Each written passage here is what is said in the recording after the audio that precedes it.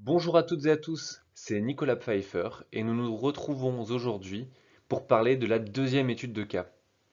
Aujourd'hui, nous allons voir l'étude de la migration d'une base de données Access vers une base de données en ligne. Vous allez apprendre comment analyser et définir les besoins d'un utilisateur. Comment faire une veille technologique et définir un stack web avec des services associés. Comment utiliser des outils pour maintenir une base de données en ligne. Et enfin, les erreurs à ne pas faire et les tâches qui prennent le plus de temps. Premièrement, nous allons parler du contexte du projet. Qui est notre client? Comment fonctionne-t-il? Deuxièmement, nous allons définir le projet et analyser la solution existante. Où se situe la base de données Microsoft Access? Comment le client interagit-il avec elle? Troisièmement, nous allons parler de la solution choisie ainsi que de la rédaction des spécifications. Ensuite, nous allons conclure et parler du gain pour l'entreprise. Enfin, un rapide retour d'expérience sur ce projet. Commençons donc par le contexte du projet.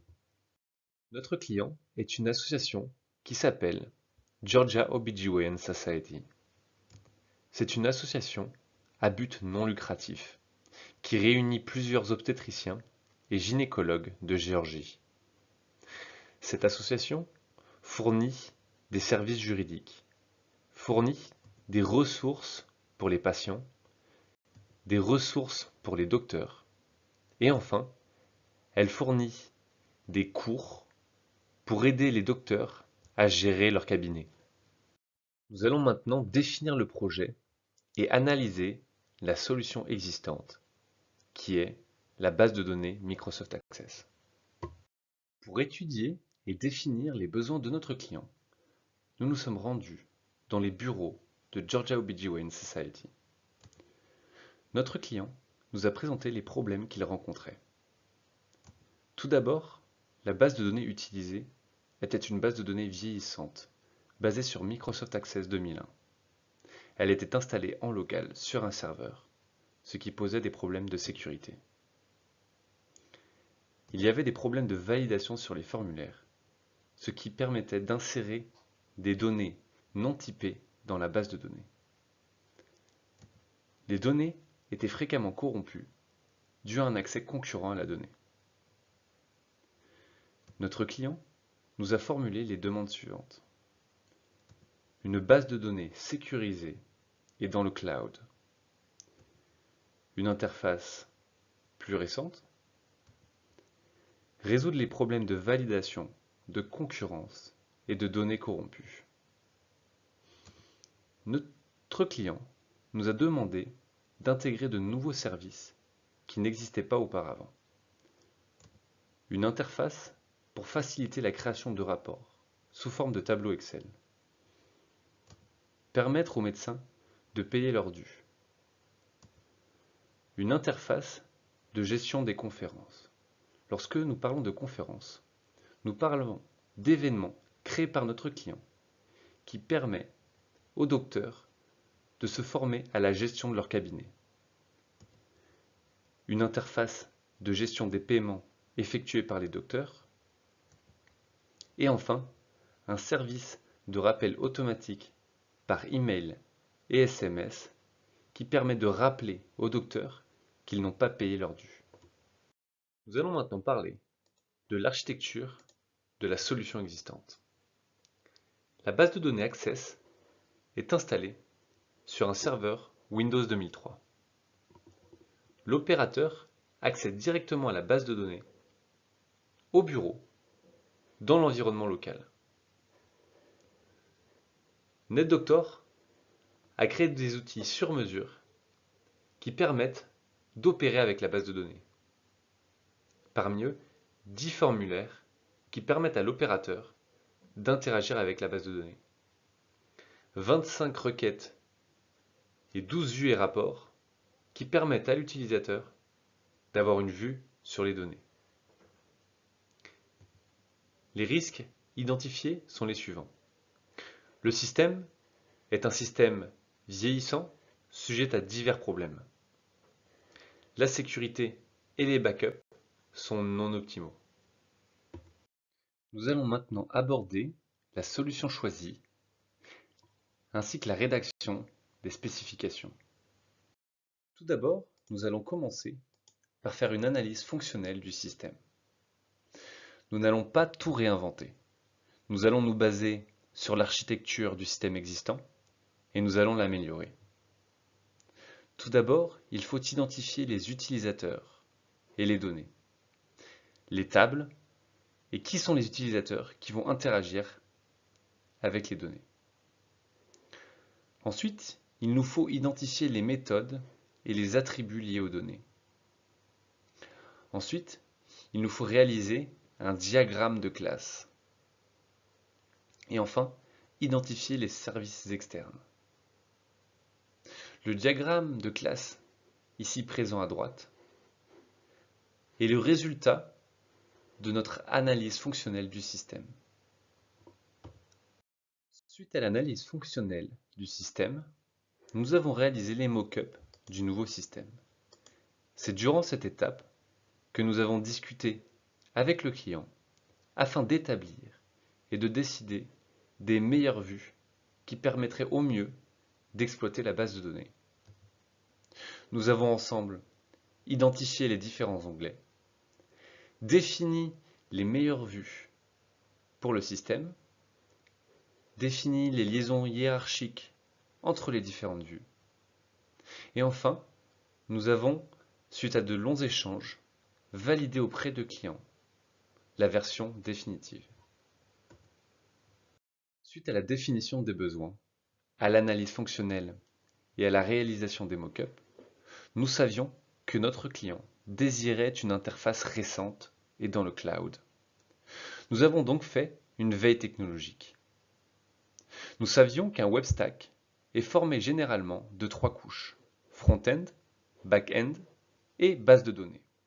Mais alors, les questions que nous nous posions, quel est le front-end le plus adapté à notre solution? Quel est le back-end?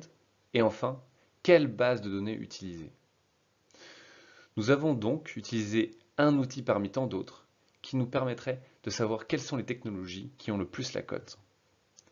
Nous avons utilisé Google Trends et nous avons pu observer que AngularJS avait la cote. Suite à la lecture de différentes revues sur Angular, nous nous sommes rendus compte que ce framework était totalement adapté aux désirs de notre client. En effet, notre client désirait avoir des interfaces récentes. Angular permet justement de faire cela. Construire des interfaces avec Angular permet d'avoir des vues très design et animées. De plus, les interactions avec les vues sont extrêmement fluides dans Angular. Nous avons pu observer sur le web que souvent Angular était intégré avec un back-end de type Node.js, avec l'utilisation d'un framework Express.js. Et souvent, nous avons pu voir que AngularJS et Express étaient souvent liés à une base de données de type MongoDB.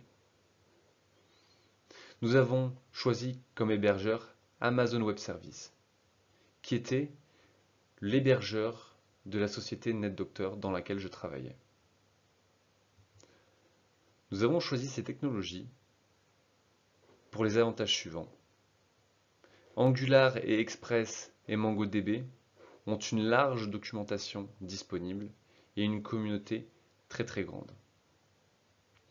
Ces frameworks ont des performances qui ont fait leurs preuves. Nous avons donc choisi ce stack web. Nous avons ensuite choisi les services externes pour répondre aux demandes de notre client. Pour envoyer des SMS, nous avons choisi l'API Twilio qui permet très simplement depuis Node.js d'envoyer des SMS. Nous avons choisi comme interface de paiement PayPal qui a une API qui permet depuis Node.js Express de réaliser très simplement des transactions sécurisées. Nous avons utilisé d'autres API comme Gmail pour envoyer des mails depuis Node.js, ainsi que Excel Export permettant d'exporter les données au format Excel. À ce moment du projet, nous savions quelle technologie nous allions utiliser. Mais nous ne savions pas encore où et comment nous allions apprendre à maîtriser ces technologies. Il nous a fallu faire le tour des plateformes d'apprentissage afin de savoir où apprendre ces nouvelles technologies. Tout d'abord, il y avait Udemy. Udemy est une plateforme qui comprend 55 000 cours à 17 millions d'étudiants, 27 000 professeurs, et les cours sont dispensés dans 80 langues. Une autre plateforme dans laquelle les cours sont un peu plus chers s'appelle Coursera. Il y a sur cette plateforme 2000 cours et 23 millions d'étudiants. Notre choix s'est porté sur la plateforme d'apprentissage Udemy. La plateforme avait un cours pour apprendre à programmer avec Angular 5. Le professeur était d'expérience et son cours était seulement à 11 €. Dans son cours, il y avait 128 000 étudiants. Le cours était fourni puisqu'il y avait 27 heures de vidéo à la demande. Le cours comportait un accès à vie et nous avions la possibilité d'obtenir un certificat. Le prof mettait à jour son cours fréquemment. Nous avons fait de la même manière un cours pour apprendre à programmer avec Node.js et un cours pour apprendre à manipuler les données avec MongoDB. Nous allons maintenant conclure et parler du gain de notre solution pour l'association. Pour récapituler, durant ce projet, nous avons intégré les fonctionnalités suivantes. La gestion des conférences, la gestion des paiements, la création d'alertes SMS et email de façon automatique lorsque les docteurs n'ont pas payé leur dû, authentification des utilisateurs de la base de données, gestion des membres et des adhésions aux différents programmes de l'association, gestion de l'historique des données. Les bénéfices de la nouvelle solution sont les suivants. Les vues sont récentes et agréables. La sécurité est améliorée grâce à l'authentification et à l'hébergement dans le cloud. La solution est accessible à l'extérieur du bureau puisqu'elle est hébergée dans le cloud. Les utilisateurs de la base de données peuvent se connecter via tablette ou mobile puisque nous avons un responsive design. La validation des formulaires permet d'empêcher l'insertion de données erronées dans la base de données. Les données ne sont plus corrompues puisque la gestion des accès concurrents est bien faite dans cette nouvelle solution. Je vais vous parler maintenant de mon retour d'expérience. Qu'est-ce que j'aurais pu mieux faire? Quelles sont les tâches qui ont pris du temps? Et enfin, quels sont les outils intéressants à utiliser dans ce genre de projet? Avec du recul, durant ce projet, certaines étapes auraient pu être mieux réalisées. Par exemple, la définition du besoin client n'a pas été assez poussée. La solution ne correspondait pas en tout point avec les attentes du client, ce qui a entraîné du travail supplémentaire. Il est donc important de poser les bonnes questions au client, car un client ne sait pas toujours ce qu'il veut. Il faut aussi simplifier et expliquer les vues au client, car il n'a pas toujours les connaissances que vous avez. Et il faut toujours prendre soin d'expliquer ce que vous avez réalisé au client. Je vais vous parler ici de problèmes qui sont survenus après le rendu de la solution au client. Premièrement, le service Node.js, qui permet de faire fonctionner l'application sur le serveur, crachait de façon inexplicable. J'ai donc dû installer un monitor de service Node.js appelé PM2. Ce monitor permet de restarter le service Node.js lorsque celui-ci est inaccessible. Deuxièmement, il y a eu des erreurs sur les vues de la nouvelle solution. Ces erreurs provenaient de l'import des données provenant de Microsoft Access. En effet, le typage entre la base de données Microsoft Access et la base de MongoDB n'était pas le même. Il faut donc bien vérifier les données lorsque vous les importez dans la nouvelle solution. Troisièmement, l'application était lente. Cela était dû à des données trop lourdes qu'il a fallu alléger, une optimisation des requêtes ou encore traiter les données sur le serveur qui est puissant plutôt que chez le client qui peut avoir un ordinateur très peu puissant. Je vais vous parler maintenant de deux outils qui m'ont bien aidé durant la réalisation de ce projet. Premièrement, DBSchema. C'est un logiciel qui permet de parcourir votre base de données et d'en dresser un schéma UML. Je l'ai utilisé et en quelques secondes, j'ai pu obtenir mon schéma UML de ma base de données. Un autre outil que j'ai pu utiliser, qui s'appelle MongoAudit, est un outil qui permet de parcourir votre base de données et de checker toutes les normes de sécurité définies par MongoDB. Globalement, et malgré une définition du besoin client pas assez poussée en début de projet, notre client est satisfait de la solution. C'est pour cela que deux nouvelles améliorations du système sont déjà programmées durant l'année à venir. Voilà, j'espère que cette vidéo vous a plu. Je vous dis donc à bientôt dans de nouvelles vidéos. Au revoir!